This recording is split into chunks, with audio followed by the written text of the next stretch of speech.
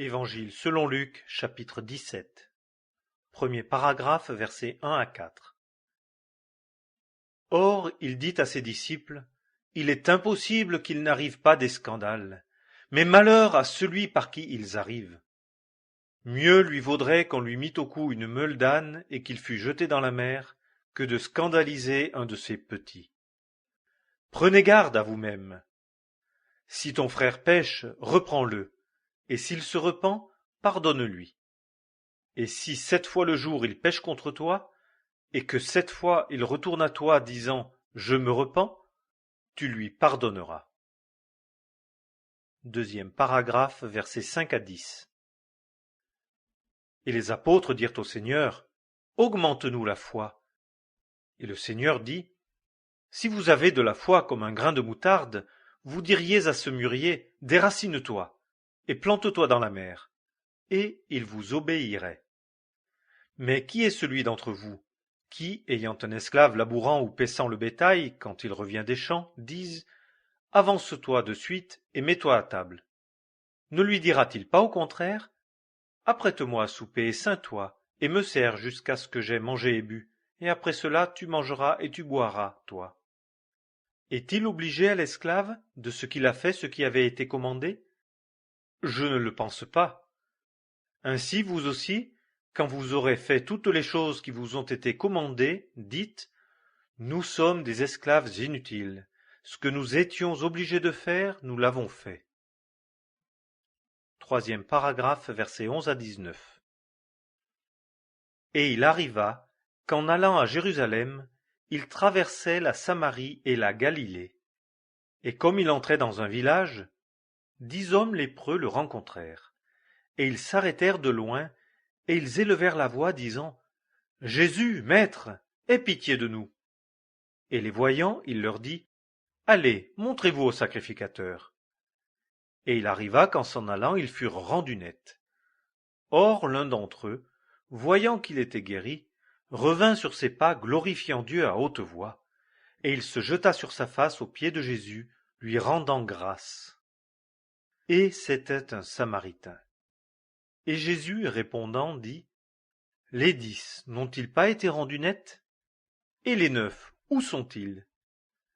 Il ne s'en est point trouvé qui soit revenu pour donner gloire à Dieu, si ce n'est cet étranger. » Et il lui dit « Lève-toi, et t'en vas. Ta foi t'a guéri. » Quatrième paragraphe, versets 20 à 37. Or, étant interrogé par les pharisiens quand viendrait le royaume de Dieu, il leur répondit et dit « Le royaume de Dieu ne vient pas de manière à attirer l'attention, et on ne dira pas « Voici, il est ici » ou « Voilà, il est là ».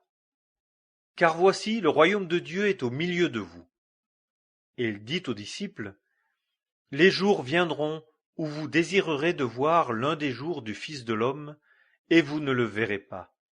Et on vous dira, voici, il est ici, ou voilà, il est là. N'y allez pas, et ne les suivez pas. Car comme l'éclair qui brille, lui, de l'un des côtés de dessous le ciel jusqu'à l'autre côté de dessous le ciel, ainsi sera le Fils de l'homme en son jour. Mais auparavant, il faut qu'il souffre beaucoup, et qu'il soit rejeté par cette génération. Et comme il arriva au jour de Noé, ainsi en sera-t-il au jour du Fils de l'homme aussi.